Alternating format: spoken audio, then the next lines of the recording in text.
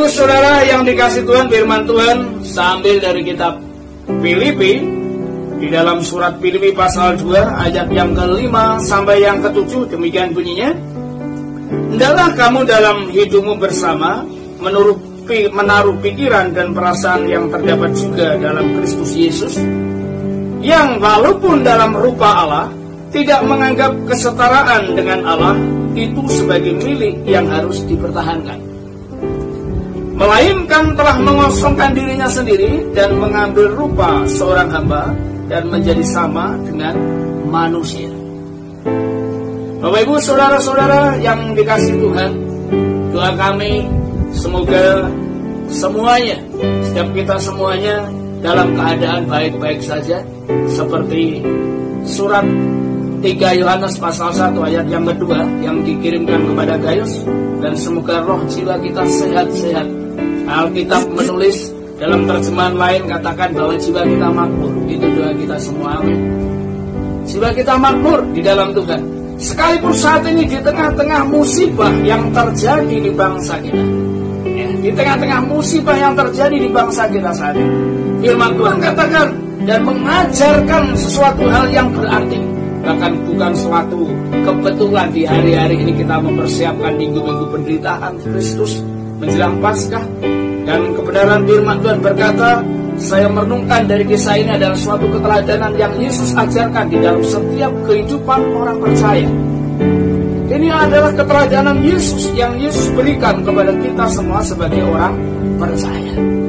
Intinya dari ayat tadi yang telah kita baca adalah suatu keteladanan tentang kerendahan hati. Menjelang Paskah ini kita diingatkan suatu sikap orang percaya harus memiliki kerendahan hati. Tuhan mengajarkan suatu hal yang sangat luar biasa. Ia telah mengosongkan dirinya, padahal dia adalah Allah. Kalau kita berbicara tentang kerendahan hati, mengosongkan diri berkaitan dengan keadaan saat ini, saya teringat dengan keadaan dunia sekarang ini. Ada 5 negara besar yang saat ini prihatin. Pertama, Amerika Serikat mengalami suatu hal yang sangat mengerikan.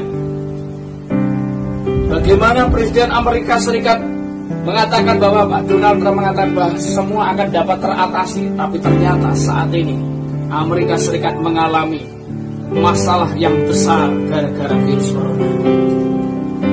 Amerika nomor 1, nomor 2 kemudian Italia. Italia, presidennya sudah mengatakan aku sudah menyerah, sudah tidak ada tenaga lagi. Aku sudah menyerah, sudah tidak ada tempat pemakaman lagi. Begitu banyak korban. Amerika rata-rata yang meninggal per hari 700 per hari. Italia rata-rata 500 per hari. Disusul lagi Spanyol nomor 3. Spanyol ini gara-gara mereka meremehkan, menolak. Siapa yang senang dengan Spanyol, terutama yang hobi sepak bola? Bagaimana keadaan mereka waktu itu?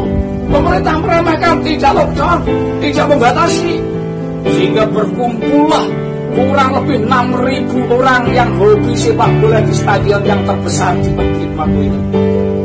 Dan berbarengan dengan itu ada kurang lebih di dalam saya ambil dari sebuah berita keadaan Spanyol waktu itu kurang lebih ada 120.000 orang berkumpul di sebuah kota.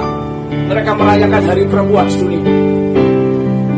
Dan setelah itu Presiden Spanyol mengatakan bahwa setelah ini sudah tidak kuat lagi. Akan minggu-minggu ini kita akan menghadapi suatu kesulitan yang besar. Maksud saya dari Perdana Menteri Spanyol waktu itu. Dia mengatakan bahwa kita akan menghadapi minggu-minggu kesulitan, dan betul akhirnya terjadi. Corona mewabah begitu kan dan tak terkendalikan. Nomor 3 sedunia. Belum lagi disusul Jerman juga sama. Cina, gembar-gembarnya pertama kali, ternyata urutan kelima. Dari masing-masing negara besar tersebut, kuncinya adalah meremehkan virus tersebut. Saya juga awalnya meremehkan, namun setelah mempelajari dari kisah ini, saya renungkan betapa besarnya sangat perlu untuk kita renungkan dalam kasus ini. Bapak Ibu Saudara yang dikasihi Tuhan, Indonesia, berita Indonesia per Sabtu kemarin sudah melebihi 2000 yang positif 2092, dan kemudian yang meninggal 150, yang sembuh 191. Yang meninggal 150 hampir sama dengan yang sembuh. Dan ini belum ada obatnya. Namun saya bersyukur Tuhan pernah mengatakan, hendaklah engkau jadilah garam dan terang dunia. Ternyata garam itu sangat bermanfaat. Maaf Bapak Ibu, seandainya ada yang merasakan tanda-tanda sesak napas, minumlah air hangat dicampur dengan garam itu. Air hangat. Nah, kembali kepada firman Tuhan di sini. Kita belajar dari kisah ini. Apa yang kita bangga-banggakan? Apa yang kita bangga-banggakan saat ini? Apakah ada yang perlu kita sombongkan? Apakah ada yang perlu kita bangga-banggakan? Wah, aku sekarang sehat. Wah, aku fisikku sekarang luar biasa. Aku kaya. Jabatanku tinggi. Rumahku mewah, mobilku banyak. Aku sehat, tidak sakit apa-apa. Jangan sombong. Ketika engkau sombong, saya masih ingat ketika belajar di SD dulu peribahasa orang yang sombong, tong kosong berbunyi nyaring. Jangan-jangan ketika kita gembor-gembor bangga, hati kita kosong. Bapak Ibu Saudara yang dikasihi Tuhan, yang terjadi sekarang, mari kita lihat bagaimana kesombongan dunia. Dengan virus corona ini kita diingatkan suatu pelajaran, mari kita merendahkan diri di hadapan dunia. Kaitan dengan firman Tuhan ini, ketika Tuhan Yesus mengosongkan dirinya, mati di kayu salib, merendahkan diri, terjadi apa? Keselamatan. Keselamatan hidup kita dalam anugerahnya. Dalam anugerahnya, keselamatan yang luar biasa. Hidup kita ada kepastian. Saya percaya ketika saat-saat ini kita merendahkan diri di hadapan Tuhan, merendahkan diri, menanggalkan keakuan, keangkuhan, kesombongan, merendahkan diri dengan berdoa, bersujud di hadapan Tuhan, keselamatan akan terjadi. Kalau zaman dahulu Nuh diselamatkan oleh Tuhan bersama keluarga, dia juga mengingatkan kepada kita berada di keluarga supaya Adam. Suatu pelajaran yang sangat indah yang perlu kita renungkan saat ini. Mari kita merendahkan diri di hadapan Tuhan. Tuhan Yesus telah memberikan pelajaran yang sangat menarik. Oleh sebab itu, melalui firman Tuhan di sini, kita pelajari suatu hal yang sangat penting, yang sangat luar biasa. Yesus mengajarkan apa saja diajarkan Yesus. Belajar dari firman Tuhan ini melalui kitab Filipi ini ada suatu pelajaran yang menarik. Mari saya ulangi lagi. Saya baca, hendaklah kamu dalam hidupmu bersama menaruh pikiran dan perasaan yang terdapat juga dalam Kristus Yesus. Sebelumnya ayat ini mengatakan, dan janganlah tiap-tiap orang hanya memperhatikan kepentingannya sendiri, tetapi kepentingan orang lain juga. Pelajaran yang pertama yang perlu kita ambil adalah tetap hidup dalam kasih. Situasi apapun yang terjadi sekarang ini, Bapak Saudara yang dikasihi Tuhan, situasi apapun yang terjadi sekarang ini, hiduplah dalam kasih. Ini suatu kesempatan memberkati kita. Hidup dalam kasih. Loh Pak, saya sendiri butuh pertolongan. Kasih apa yang aku berikan? Di saat-saat ini, wah, mulai 2 minggu Pak pray gak kerja. Belum mboten makan yo malih Pak.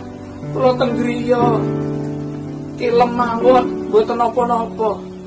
Dunia sekarang bisnis apapun seolah-olah mandek keadaannya. Saya kemarin ketemu dengan seorang teman yang kerja sebagai Gojek. Dia mengatakan seperti ini, Pak, sepi Pak, iso tuku beras matur nuwun. Iki aku nggawa iwak asin Pak ke pasar. Dia mau makan ikan asin Pak. Dia katakan, ini ada suatu anugerah Pak, iso tuku beras karo iwak asin. Nah, kita bersyukur. Di tengah-tengah situasi seperti ini, orang ini masih bisa bersyukur. Saudara, mungkin saat ini saudara masih bisa makan sate.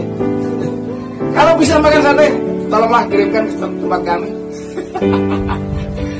Dan Bapak Ibu Saudara yang dikasih Tuhan, kembali hidup dalam kasih. Ayat yang keempat, yang sebelumnya jelas dikatakan, dan janganlah tiap-tiap orang hanya memperhatikan kepentingannya sendiri, tetapi kepentingan orang lain juga. Hidup dalam kasih. Keteladanan yang Yesus ajarkan, mengapa sampai mengosongkan dirinya mati di kayu salib, itu semua karena kasih. Kalau bukan karena kasih, gak akan bakal Tuhan itu datang ke dunia. Ngapain? Apa tujuan? Apa tujuan Yesus datang ke dunia kalau bukan karena kasih? Saya sendiri kadang untuk mengasihi orang yang jahat, itu rasanya buat apa mengasihi orang jahat? Namun ketika Yesus meneladani, memberikan teladan kepada kita, Dia mengasihi kita ketika kita masih apa? Berdosa. Ketika kita masih berdosa, Dia mengasihi kita, menunjukkan kasih-Nya. Maka inilah yang perlu kita lakukan saat ini. Di situasi seperti ini, Pak, kasih itu tidak tergantung oleh situasi kondisi. Kalau tergantung situasi dan kondisi, kasih Tuhan tidak terjadi bagi kita. Buktinya, kasih Tuhan diwujudkan ketika Yesus disiksa di kayu salib. Kondisinya apa? Kalau Yesus tidak memiliki kasih, Dia kan Tuhan, bisa saja mengadakan mukjizat yang spektakuler ketika disiksa, sehingga semua orang yang menyiksa waktu itu bertobat. Dia Tuhan, bisa. Namun itu tidak kerjakan karena kasih-Nya. Kasih Tuhan tidak tergantung situasi dan kondisi apapun yang terjadi saat ini. Suatu kebenaran firman Tuhan, karena begitu besar kasih Allah akan dunia ini, waktu itu dunia penuh dengan dosa, kebobrokan. Namun Tuhan menunjukkan kasih-Nya, tetap hidup di dalam kasih. Bapak Ibu Saudara, saya terberkati kemarin ada seorang tukang jahit. Situasinya sedang sepi. Dia kerjanya tukang jahit. Kalau dia konveksi, mungkin banyak channelnya. Tukang jahit di sebuah desa, tepatnya di sebuah perumahan kecil. Namun dia ketika kondisi saat ini sepi, tidak ada orang yang minta, yang menjahitkan baju. Yang terjadi muncul ketika anaknya minta masker, mencari di apotek habis, akhirnya menjahitlah, membuatlah masker. Udah setelah itu muncul dalam pikirannya, buat apa ini pakaian-pakaian banyak? Nah, pakaian-pakaian potongan-potongan kain ini banyak, lebih baik tak buat masker semua. Dan ibu ini kemudian setelah jadi, maskernya sudah jadi, apa yang dikerjakan? Bukan dijual, malah diberikan kepada orang-orang yang membutuhkan. Jadi berkat. Ibu ini katakan, apa yang aku bisa, aku berikan untuk bangsa ini. Kelihatannya kecil, tapi ini sudah membantu memerangi virus corona. Firman Tuhan, ini sudah berbuat kasih, sudah melakukan kasih. Bukankah situasi apapun, kondisi apapun, kasih itu tetap ada.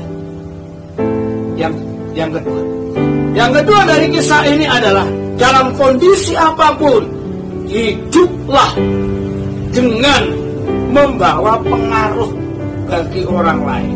Pengaruh dalam hal apa? Tentunya pengaruh yang membawa kebaikan, bukan mempengaruhi yang jelek. Berpengaruh. Firman Tuhan jelas katakan bahwa kita harus memiliki pikiran dan perasaan yang terdapat di dalam Kristus. Suatu kebenaran firman Tuhan yang luar biasa dikatakan seperti ini. Hendaklah kamu dalam hidupmu bersama menaruh pikiran dan perasaan yang terdapat juga di dalam Kristus Yesus. Pikiran dan perasaannya apa? Pikiran dan perasaan Kristus adalah keselamatan. Keselamatan dunia ini. Pikiran dan perasaan Kristus. Hidup berpengaruh. Mempengaruhi. Suasana saat ini banyak orang yang ketakutan di mana-mana. Sekarang tadi saya katakan bagaimana orang begitu takut luar biasa. Dulunya orang gagah, orang ini gara-gara pilek waktu bingung, takut luar biasa. Apa meneh disertai sesak napas. Takut. Ketakutan begitu malah. Nah, kita sebagai orang percaya, mari kita meneguhkan mereka, membawa mereka ke dalam kedamaian, menenangkan pikiran mereka, menenangkan pikiran mereka. Ada beberapa kesaksian yang indah saat ini. Seringkali kalau kita mendengar berita di televisi, ada orang yang menangkap dengan negatif, takut dan sebagainya. Namun satu hal yang menjadi perenungan, di samping itu kalau kita ambil positifnya, memberkati kita. Berapa banyak mereka yang ada di garda garis depan, para medis, dokter, perawat, pegawai medis semuanya, mereka yang setiap hari berhadapan dengan orang-orang yang terinfeksi virus ini. Bahkan ada di antara mereka yang sakit, yang ikut terkena, terinfeksi. Bahkan ada yang meninggal. Mengapa mereka bisa melakukan seperti itu? Mereka ingin membawa suatu dampak yang baik. Membawa suatu dampak yang baik. Saya terberkati oleh kesaksian seorang perawat. Namanya saya lupa, saya ada dikirim oleh seorang teman. Seorang perawat ini merawat seorang ibu-ibu bersama anaknya yang terinfeksi virus corona. Ibu-ibu ini terinfeksi virus corona, kemudian semakin drop, dan dia semakin drop ketika memikirkan anaknya yang juga terinfeksi virus corona. Semakin dia berpikir takut dan sebagainya, semakin ngedrop. Namun ketika ada seorang perawat kemudian memvideo, maka ini Bapak, ada suatu hal yang baik ya, musim Android.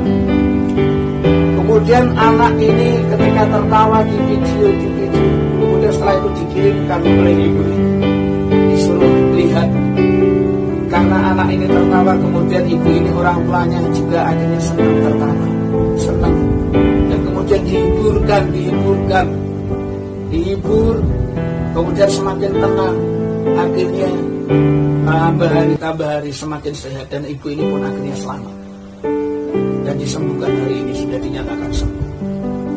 Bapak Ibu, ini semua karena apa?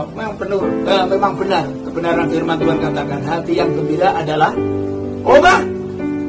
Sekarang ini ada terapi tertawa, tapi jangan tertawa sendiri. Yang tertawa sendiri nemen, tertawa sendiri ada nemen. Satu kebenaran firman Tuhan mengajak kepada kita, mari bawa hidup kita membawa suatu pengaruh yang positif, pengaruh yang baik, ya, pengaruh yang baik. Yang ketiga, yang terakhir, dalam kondisi apapun tetap taat dan setia. Taat dan setia tidak bisa dipisahkan, saudara-saudara. Ketaatan dan kesetiaan itu tidak bisa dipisahkan. Ketaatan tidak hanya berhenti hari ini, besok tidak. Taat itu selama-lamanya. Yesus taat sampai mati, bahkan mati di kayu salib. Ini tanda sebuah kesetiaan. Ini tanda sebuah kesetiaan. Ini tanda sebuah ketaatan. Dia taat kepada Bapa, setia sampai mati di kayu salib. Taat dan setia. Ketaatan dan kesetiaan. Ada pernah saya sering kali guyonan dengan teman-teman. Kalau engkau punya iman, itu jangan punya iman bakmi. Siapa suka bakmi? Nah, kalau Bapak Ibu saat ini di rumah mungkin suka bakmi, buat bakmi sekarang Pak ya. Tapi ingat teman-teman ya, bakmi maksud saya adalah biasanya B itu apa? Bosenan. Ya bosenan, biasanya terus disusul apa? Aras-arasan.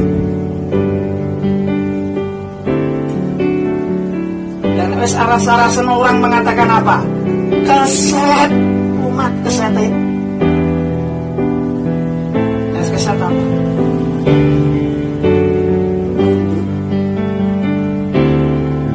Aku mundur, alon-alon. Mundur, kami bermundur hilang terus.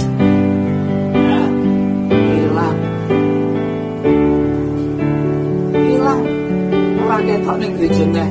Maaf, bukan saat ini. Memang saat ini gereja nggak ada kegiatan. Satu hal hilang yang sama sekali hilang. Imannya hilang. Dulunya setiap berdoa belas, setiap persekutuan sekarang belas. Ketaatan, kesetiaan. Ini penting untuk kita. Saat ini kita sedang diuji. Dengan adanya lockdown, gereja tidak ada kegiatan. Jemaat berkata, wah sayang ya, kita tidak bisa beribadah lagi. Mengapa ini terjadi? Sama ada yang berkata seperti, Pak Pendeta, kita harus punya iman yang kuat. Kita nggak usah percaya corona, kita punya Tuhan yang biasa. Saya berkata, oh luar biasa, amin. Tak renungkan firman Tuhan dalam Yesua 1 ayat 8. Ketika Tuhan berfirman kepada Yesua dalam memerenungkan Taurat ini siang dan malam. Gimana? Supaya apa? Bertindak hati-hati. Ini penting. Kita belajar firman, kita punya tuh iman. Apa utama? Bijaksana. Supaya hati kita bijaksana dalam segala. Coba kita mau kumpul-kumpul sekarang. Nanti juga digulai polisi nabrak. Polisi banyak sekali akan menangkap Anda. Kemarin saya punya teman yang memimpin di sebuah musola jembatan. Bapak Pendeta punya teman dia, saya punya teman imam sekarang ini. Dia cerita dengan saya, katakan Pak, aku jembatan Jember digerebek polisi, bukan karena mencuri, bukan karena ada kekacauan, tapi gara-gara corona. Gara-gara corona ya digerebek gue. Saya bilang seperti itu. Nah Bapak Ibu Saudara yang dikasih Tuhan, kita sikapi dengan bijak. Ada aturan pemerintah ya, PGI sudah mengumumkan, mari kita taati. Mentaati pemerintah sebagai wakil Tuhan, kita taati. Semuanya demi kebaikan, semuanya demi kebaikan. Sarungkan iman kita di dalam Kristus saat ini adalah iman yang berdasar hikmat firman Tuhan kebenaran. Jangan punya iman yang ngawur, tapi mari kita memiliki iman yang kuat. Saya kemarin dapat kiriman video dari seorang teman. Dia katakan intinya video ini menceritakan seperti ini. Dulunya di gereja, di masjid, di tempat ibadah, di pura, di semua tempat ibadah, ketika pemimpin agama ceramah, pidato, khotbah, saudara, online. Sekarang ketika ibadah dibuat online, saudara protes. Kita harus beribadah di gereja. Intinya pesan dari hal tersebut adalah taati aturan yang ada. Saudara-saudara yang dikasihi Tuhan, menjadi perenungan bagi kita semua di tengah-tengah suasana menjelang Paskah saat ini, minggu-minggu pemberitaan kita, minggu-minggu Jumat Agung. Mari kita meneladani akan apa yang Tuhan ajarkan di dalam kehidupan kita dan apa yang Tuhan kerjakan di dunia ini.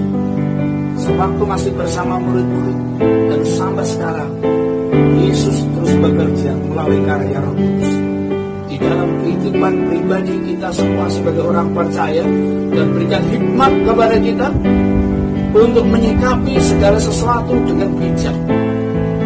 Oleh sebab itu, mari kita teladani apa yang Tuhan ajarkan dan Alkitab ajarkan bagi kita semua sebagai orang percaya.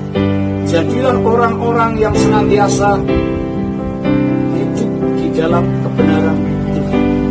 Teladani kehidupan Kristus Bagaimana ia telah mengosongkan dirinya menjadi hamba, taat sampai mati di kayu salib. Semua itu karena kasihnya kepada kita. Dan Tuhan ingin mengajar kepada kita supaya itu kita memiliki pengaruh yang baik, menjadi pengaruh, membawa pengaruh yang benar di dalam hidup ini, membawa damai sejahtera Tuhan di tengah-tengah keadaan yang carut marut sekarang ini. Dan mari kita miliki suatu ketaatan, kesetiaan yang benar di dalam hidup ini. Ketaatan dan kesetiaan sampai kapan? Selama-lamanya. Hiduplah dalam kebenaran firman. Kosongkan dirimu keakuan dan tanggalkan keakuan kita, keangkuhan kita, dan hiduplah di dalam Kristus. Firman Tuhan katakan,